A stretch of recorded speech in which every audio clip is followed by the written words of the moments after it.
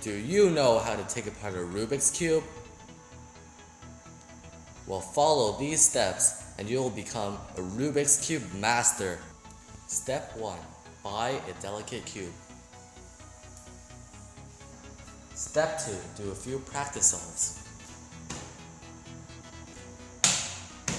Done. PB.